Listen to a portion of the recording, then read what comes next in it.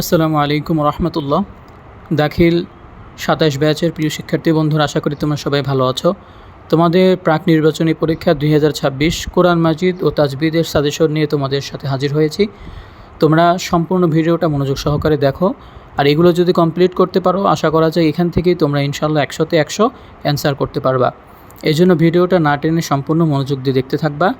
আর যারা এখন অনলাইন মাদ্রাসা জোন চ্যানেলটি সাবস্ক্রাইব করোনি, এখনই সাবস্ক্রাইব করে দাও। অনেক সাজেশন ভিডিও এবং অনেক প্রশ্ন সব প্রকাশনেরই কিন্তু এখানে আপলোড করা হবে, তাই সবাই সাবস্ক্রাইব করে রেখে দাও, প্রয়োজনীয় সব কিছু সবার আগে পেতে পারো। তাহলে চলো আর দেরি না করে ভিডিওটা শুরু করা যাক। তো দেখো, এখানে তোমাদের বাকারা হতে 4টি ও আল ইমরান হতে 3টি সহ মোট 7টি প্রশ্ন থাকবে, 4টির উত্তর লিখতে হবে। তাহলে তোমরা আগে ভালো করে বোঝো যে বাকারা হতে 4টি ও ইমরান হতে 3টি প্রশ্ন থাকবে। তারপরে কি করতে হবে? 4টি প্রশ্নের উত্তর লিখতে হবে। প্রথমেই দেখো, আয়াত সংখ্যা দেওয়া রয়েছে, আয়াত এবং শতকরা। যেখানে 3 স্টার দেওয়া থাকবে ওইগুলো তোমরা খুবই মনোযোগ সহকারে ভালোভাবে ঠোঁটস্থ করে নিবা। তাহলে আয়াত সংখ্যা দেখো 255 থেকে 256 এখানে বলা হয়েছে, তোমরা একটু মনোযোগ দিয়ে শুনবা। এখানে বলা হচ্ছে আল্লাহু লা ইলাহা ইল্লা হুয়াল হাইয়ুল কাইয়্যুম লা তাখুযুহু সিনাতু ওয়ালা নাওম। এখানে আয়াতুল কুরসিটা দেওয়া রয়েছে। তো তোমরা আয়াতুল কুরসি আয়াত সংখ্যা, এখানে এই আয়াত থেকে তোমরা আয়াতের তর্জমা পড়বা, তারপরে শানে নুজুল পড়বা, তারপরে আয়াতের মাঝখানে তোমাদের যে কিছু গুরুত্বপূর্ণ তাহকিক থাকে সেগুলো তোমরা পড়বা। তার মানে এই আয়াতটা কিন্তু 3 স্টার ইম্পর্টেন্ট, তোমরা এটা সবার আগে পড়বা। তারপরে দেখো 262 থেকে 262 নং যে আয়াত রয়েছে, যে মাসালুল্লাযীনা ইউনফিকুনা আমওয়ালাহুম ফি সাবিলিল্লাহি কামাসালি আমওয়াত কামাসালি জান্নাহ, এই যে আয়াতটা রয়েছে এটা কিন্তু 3 স্টার ইম্পর্টেন্ট। এটাও তোমরা শানে নুজুল, তাহকিক সহ, ব্যাখ্যা সহ, আয়াতের অনুবাদ সহ তোমরা ভালোভাবে পড়বা।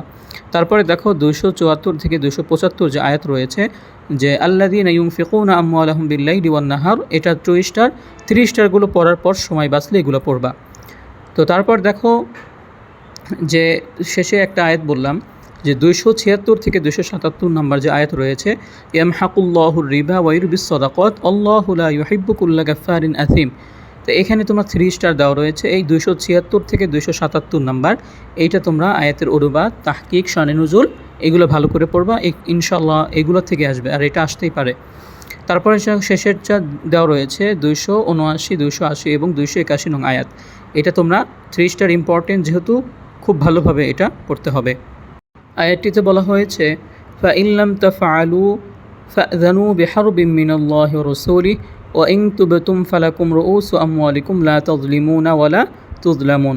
এই যে আয়াতটা দেওয়া রয়েছে এটা তোমরা বই থেকে বের করে নিয়ে এটার অনুবাদ, শানে নজুল, তাহকিক সহ সম্পূর্ণ পড়ে ফেলবা। তো আশা করা যায় এখান থেকে তোমরা ইনশাআল্লাহ যেগুলো 3 স্টার দেওয়া রয়েছে এখান থেকেই, এবং সূরা আলী ইমরান যেখান থেকে দেবো সেখান থেকে তোমরা ইনশাআল্লাহ 4টে সৃজনশীল সম্পূর্ণ কমন পেয়ে যাবা ইনশাআল্লাহ। আচ্ছা, তারপর দেখো সূরাত আলী ইমরান আয়াত সংখ্যা এবং শতকরা % তোমরা একটু উপরে খেয়াল করো। তো দেখো 148 থেকে 150 যে আয়াত দেওয়া রয়েছে এটা তো 3 স্টার। ফাআসাবাহুমুল্লাহু সাওয়াবাদ দুনিয়া ওয়া হুসনা সাওয়াবিল আখিরা ওয়াল্লাহু ইউহিব্বুল মুহসিনিন ইয়া আইয়ুহাল্লাযীনা আমানু ইন তুতিউল্লাযীনা কাফারু ইয়ারুদ্দুকুম আলা আকাবিকুম ফাতানকালিবু খাসিরিন। এই যে প্রথমটা যে রয়েছে এটা কিন্তু 30 টা ইম্পর্টেন্ট, এটা খুব ভালোভাবে আয়াত, শানে নুজুল এবং তাহকিকগুলো পড়ে ফেলবা। তারপরে দেখো আমি শেষের 2টা বলে দিচ্ছি, যে 161 নং থেকে 162 এবং 163 নং আয়াত যে দেওয়া রয়েছে, যে ওয়ামা কানা লিন নাবিয়্যি আইয়াফআল ওয়ামান ইয়াবলুগ ইয়াতি বিমা গাল্লা ইয়াউমাল কিয়ামাহ সুম্মা তুওয়াফা কুল্লু নাফসিন মা কাসাবাত ওয়া হুম লা ইউযলামুন। এটা কিন্তু 3 স্টার, এটাও পড়ে ফেলবা। তারপরে দেখো 187 এবং 188 নং যে আয়াত রয়েছে, যে ওয়াইদ আখাযাল্লাহু মিসাকাল্লাযীনা উতুল কিতাব লাতুবাইয়িনুন্নাহু লিন-নাসি ওয়া লা তাকতুমুনাহু ফানাবাযুহু ওয়ারা'a যুহুরিহিম ওয়াশতারাউ বিহি সামানান ক্বালীলা ফাবি'সা মা ইয়াশতারুন। এটা হচ্ছে তোমরা 187 এবং 188 নং আয়াত, এটা তোমরা খুবই মনোযোগ সহকারে পড়ে ফেলবা।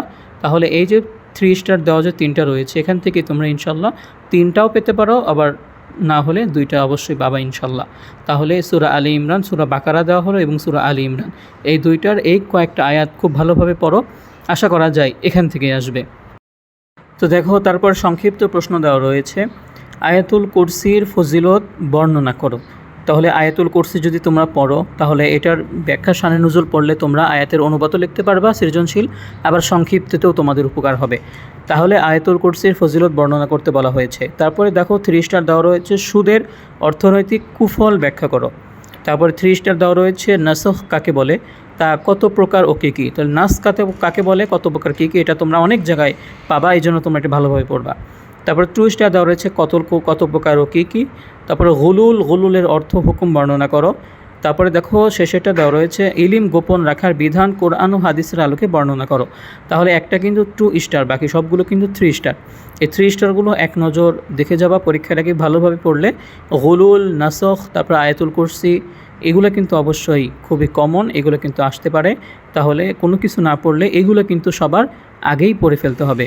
তো আশা করা যায় এখান থেকে কমন পাবে ইনশাল্লাহ। তারপর তাহকিকটা তোমরা একটু খেয়াল করো যে এই যে তাহকিকের যেগুলো দাগিয়ে দেওয়া রয়েছে, এই তাহকিকগুলো ভালোভাবে তোমরা পড়বা।